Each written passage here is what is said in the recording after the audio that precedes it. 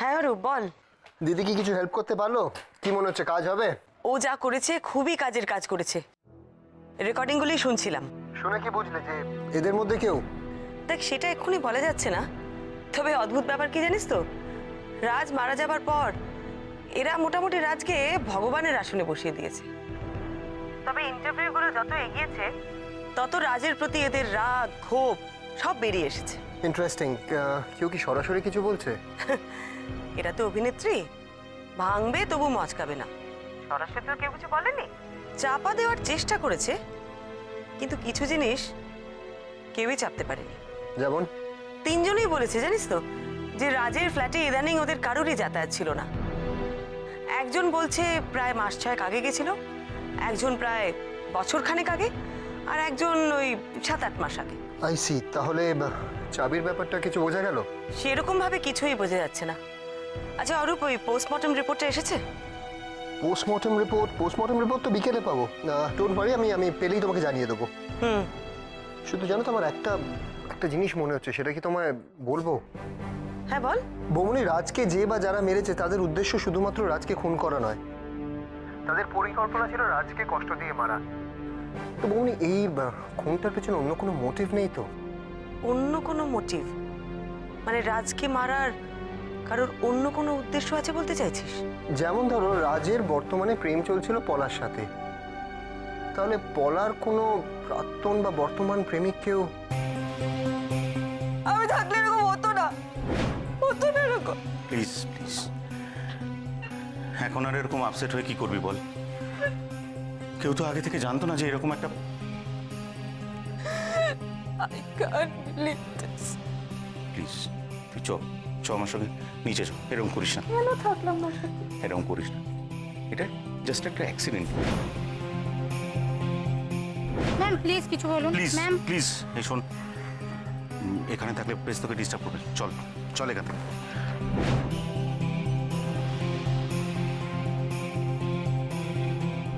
আমরা দাদাকে হাসপাতালে নিয়ে যাওয়ার পর ওরা দাদাকে এমার্জেন্সিতে নিয়ে গেল। আর বাকিদের কি আপনি খবর দিয়েছিলেন? হ্যাঁ, আমি ফোন করি, ওরা খবর পেয়ে পার্টি থেকে চৌরিশা সাহেব, তারপর ডিরেক্টর সুনন্দদা, তারপর পলা ম্যাডাম সবাই চলে আসে হাসপাতালে।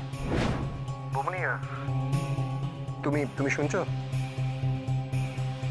অরূপ, তুই আমাকে একটু ডিরেক্টর সুনন্দ ব্যানার্জির ফোন নাম্বারটা দিতে পারিস? ঠিক আছে, আমি পাঠিয়ে দিচ্ছি।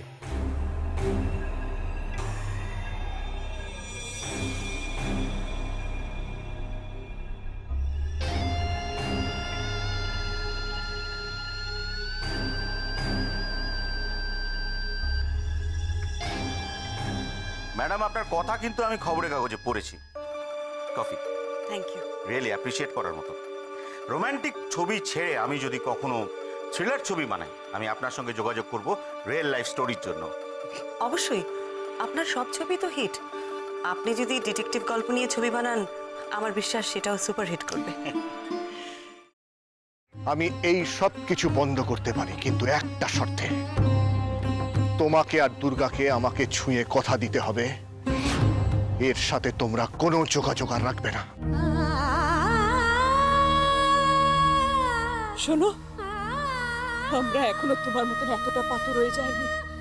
তোমাকে ছুঁয়ে আমি এত বড় কথাটা। এটাই আমার শেষ কথা তোমাকে। দাদা ভাই, পুতুলটা না দিয়ে এসেছি। আস্তে, একেবারে বজরংবলী আন্টির হাতে দিয়েছো তো? না, আমরা তো দরজা দিয়ে গড়িয়ে দিয়েছি। ঘরে তো ঠাম্মু ছিল, তাই ঢুকতে পারিনি। মা ঘরে ছিল? এ বাবা, যদি মার হাতে পড়ে তাহলে তো মুশকিল। ওনার কোনো সর্দারজির সাথে পরিচয় ছিল? সর্দারজি? না। ঠিক আছে, আমি তাও বলবো আপনারা একটু ঠান্ডা মাথায় ভাবুন। আসলে আমার জানাটা খুব দরকার।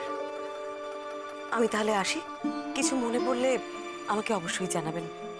আচ্ছা।